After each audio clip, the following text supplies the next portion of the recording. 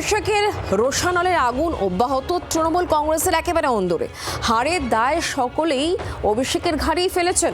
অভিষেকের বিরুদ্ধে দলের অন্দরেই তোষণের রাজনীতির অভিযোগ এনেছেন কোহিনুর মজুমদার থেকে শুরু করে মনিরুল ইসলাম, রবীন্দ্রনাথ ঘোষরা। তবে সুযোগ বুঝে ঝোপে কোপ মারতে ছাড়েননি সিঙ্গুর আন্দোলনের অন্যতম মুখ প্রাক্তন তৃণমূল নেতা মাস্টারমশাই রবীন্দ্রনাথ ভট্টাচার্য।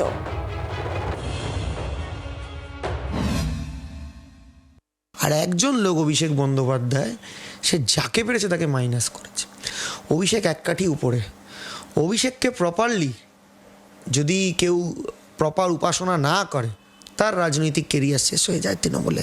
উদাহরণ আমি দিনের পর দিন শুধুমাত্র যে অভিষেক বন্দ্যোপাধ্যায়ের লোক তাকে রাখতে হবে। গতবার পূর্ব বর্ধমানে অরূপ বিশ্বাস দায়িত্ব ছিল, 16-0 হয়েছিল।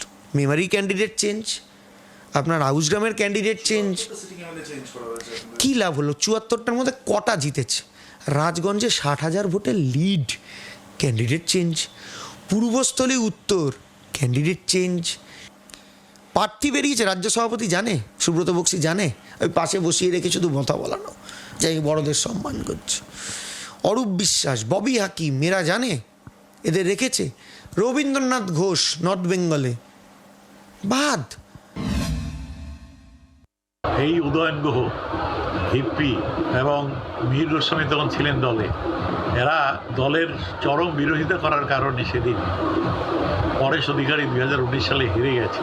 হেরে যাওয়ার কারণে আমাকে দলের দায়িত্ব থেকে সরতে হয়েছিল। 22 বছর আমি একটানা সভাপতি ছিলাম। সেই দলটা ধীরে ধীরে স্বার্থান্বেষী মানুষরা দলের ক্ষমতা দখল করে দলটাকে হাইজ্যাক করে একটার পর একটা নির্বাচনে আমরা পরাস্ত হয়েছি।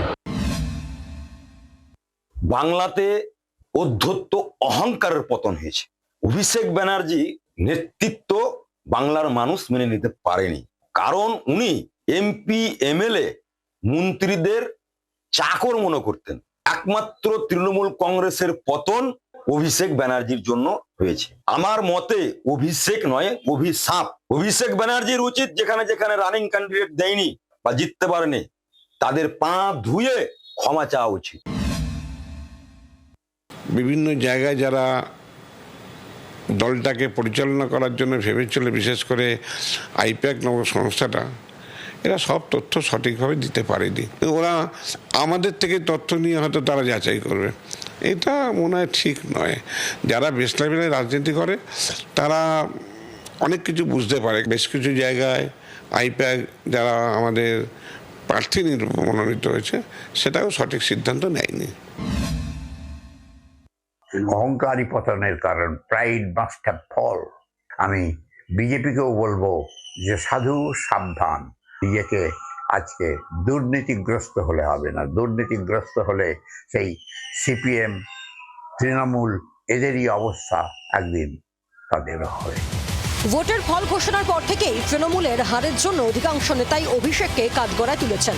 মঙ্গলবার কৃষ্ণেন্দু নারায়ণ চৌধুরী থেকে শুরু করে পাপিয়া ঘোষরা সকলেই অভিষেকের নেতৃত্ব নিয়ে প্রশ্ন তোলেন। দায় ঢালার এই তালিকায় কি আরও কিছু নাম যোগ হবে? ব্যুরো রিপোর্ট, জি24 ঘন্টা। বাংলার আওয়াজ, বাঙালির আবেগ, জি24 ঘন্টা।